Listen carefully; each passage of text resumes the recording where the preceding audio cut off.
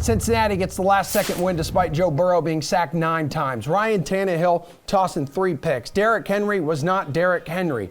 What was your biggest takeaway in this game, Jeff?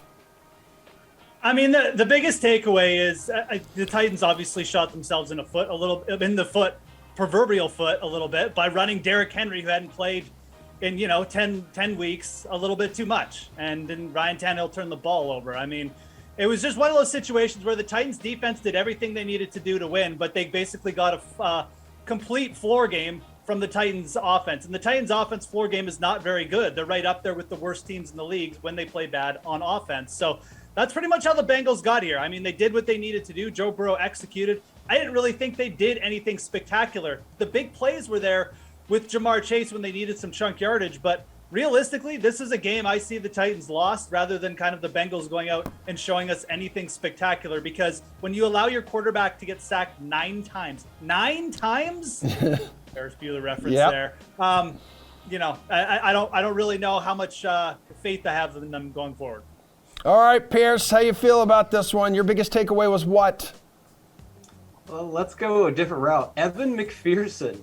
The rookie kicker, he's got some swagger. He called his shot before he went out there. I know people don't care about kickers in DFS, but if you're on the betting side, you should care about this guy. He's got ice water in his veins. He was putting points on the board all throughout the game. So if you're betting Bengals and the spread, he helped you a ton. And if you're crazy enough, and I don't think it's crazy at all, to take the Bengals and the money line this week, we're expecting a shootout. No one's going to talk about the kicker. But if this comes down to a final possession, you're going to feel pretty comfortable with Evan McPherson lining up for a game winner and your money line bet cash.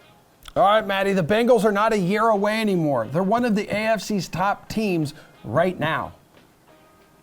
Yeah, so what I feel like I should focus on is that this was a bad football game, and especially the Bengals offense just didn't play well, but they have so much talent at wide receiver that it just masks all their problems. So this could just be a pro Jamar Chase segment because the guy is just insanely good. But what I really feel like I want to focus on instead is the running back thing that I guess analytics have been harping on for so long, just that there is not that much importance on having a star running back on the field. Derrick Henry had fewer rushing yards than Dante Foreman in how many? Okay, there was some noise coming from my computer. Someone doesn't want me to talk about Derrick Henry, but Foreman outrushed him on a 1/5 of the carries. It's just, this continues to be a thing where it's just not a big deal to have a star running back on your team, and it couldn't have been any more clear than it was in this game.